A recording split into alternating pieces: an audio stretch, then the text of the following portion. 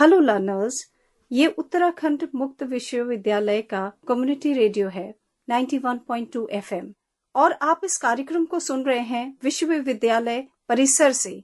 आज मैं doctor Namita Verma, assistant professor, department of economics, आपको इकोनॉमिक्स की दुर्लभता के टॉपिक पर कुछ बताना चाहूंगी। हमारा सबसे पहला सवाल बच्चों से कि आप 12th या ग्रेजुएशन के बाद क्या करेंगे, तो जवाब कुछ इस तरह से मिलता है कि या तो मैं डॉक्टर, इंजीनियर या फिर कोई और बिजनेस एक्टिविटी करूंगा। क्यों? क्योंकि वयस्क होने के बाद घर चलाने के लिए कुछ तो करना ही पड़ेगा, जिससे कि फैमिली मेंबर्स की रिक्वायरमेंट्स पूरी की जा सके। सीधी सी बात अगर कहें तो किसी भी तरह का आर्थिक कार्य जिससे कि आय अर्जित की जा सकती है, और ये हमारे अर्थशास्त्र का आधार है। आज हम बात करने वाले हैं दुर्लभता यानी स्कैर्सिटी की।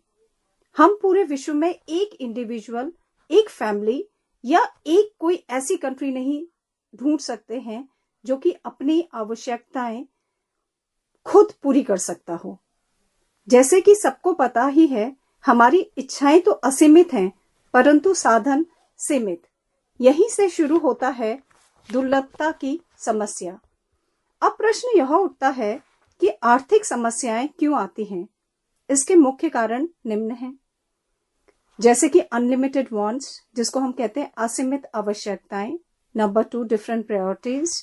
नंबर 3, लिमिटेड मीन्स, यानी साधन हमारे बिल्कुल सीमित हैं। Number 4, meanings having alternative uses, यानी साधनों के वैकल्पिक प्रयोग। सबसे पहले हम बात करते हैं दुर्लभता। किसी वस्तु की सीमित उपलब्धता ही दुर्लभता कहलाती है। सीमित साधन व असीमित इच्छाएं ही दुर्लभता की जननी है।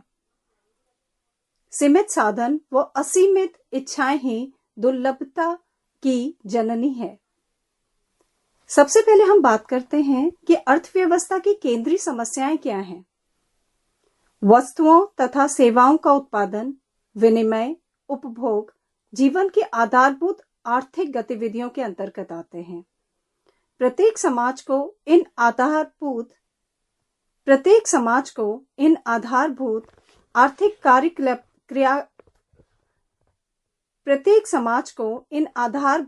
आर्थिक क्रियाकलापों के दौरान संसाधनों की कमी का सामना करना पड़ता है तथा संसाधनों की यह कमी चयन की समस्याओं को जन्म देती है। अर्थव्यवस्था में इन दुर्लभ संसाधनों के उपयोग के लिए प्रतिस्पर्धी विकल्प होते हैं।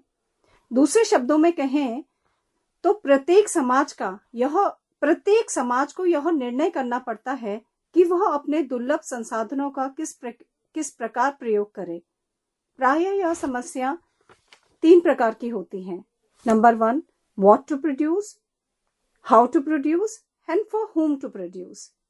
आइए सबसे पहले बात करते हैं व्हाट टू प्रोड्यूस, यानी किन वस्तुओं का उत्पादन किया जाए।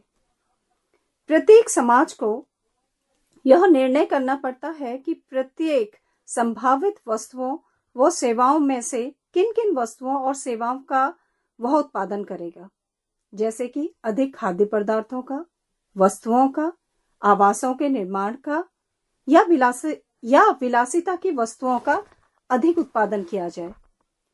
कृषि जनित वस्तुओं का अधिक उत्पादन किया जाए या औद्योगिक उत्पादन तथा सेवाओं का। शिक्षा तथा स्वास्थ्य पर अधिक संसाधनों का उपयोग किया जाए या सैन्य सेवाओं के गठन पर।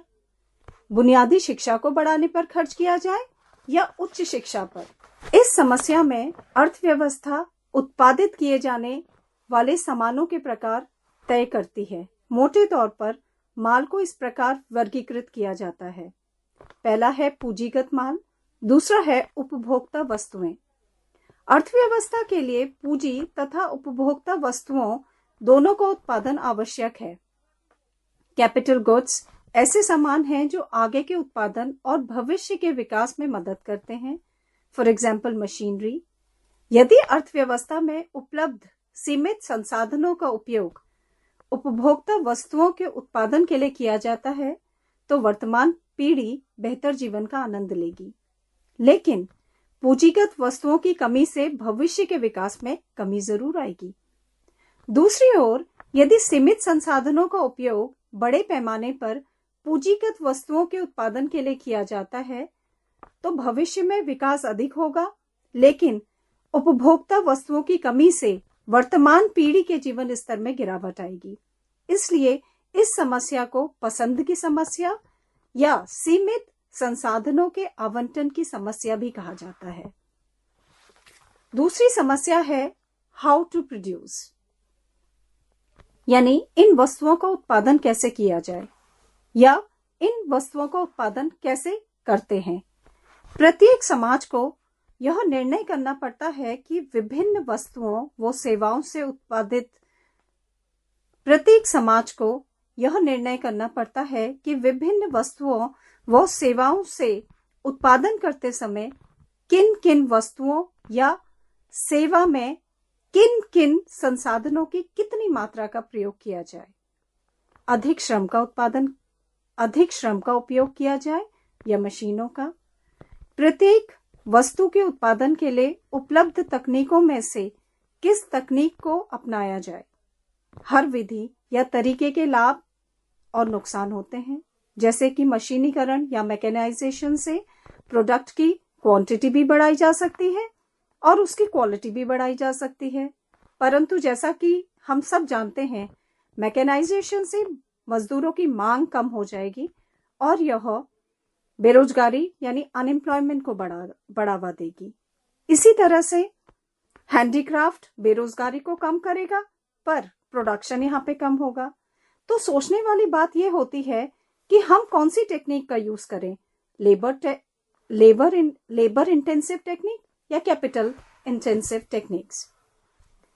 अब तीसरी समस्या यह आती है कि इन वस्तुओं का उत्पादन किसके लिए किया जाए, फॉर whom टू प्रोड्यूस। अर्थव्यवस्था में उत्पादित वस्तुओं की कितनी मात्रा किसे प्राप्त होगी।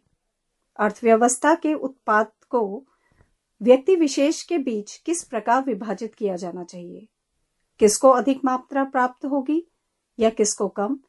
यह सुनिश्चित किया जाए अथवा नहीं कि अर्थव्यवस्था के सभी व्यक्तियों को उपभोग की न्यूनतम मात्रा उपलब्ध हो। क्या प्रारंभिक शिक्षा तथा बुनियादी सेवा जैसी सेवाएं अर्थव्यवस्था के सभी व्यक्तियों को निःशुल्क उपलब्ध कराई जानी चाहिए। जैसा कि हम सब जानते हैं कि संसाधन सीमित हैं, यानी रिसोर्सेज आर वेरी लिमिटेड, और हमारी जो आशाएं हैं, इच्छाएं हैं, वो अनलिमिटेड हैं। इस प्रकार एक अर्थव्यवस्था समाज के सभी वर्गों के लिए माल का उत्पादन नहीं कर सकती है। प्रत्येक अर्थव्यवस्था के समाज में दो खंड होते हैं। पहला होता है धनी वर्ग, दूसरा होता है गरीब वर्ग। आमतौर पर सामाजिक समानता को बढ़ावा देने के लिए गरीब लोगों के लिए अधिक सामान का उत्पादन किया जाता है। यह गरीब लोगों को बेहतर जीवन स्तर प्रदान करके समाज में अमीर गरीब के अंतर को कम करेगा, लेकिन इसे करने की एक छिपी हुई लागत होती है। गरीब लोगों के लिए माल का उत्पादन करने से उत्पादकों को मुनाफा कम रहेगा।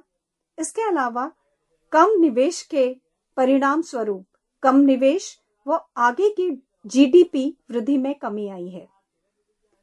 इसलिए अर्थव्यवस्था आने वाले लंबे समय तक पीछे रहेगी।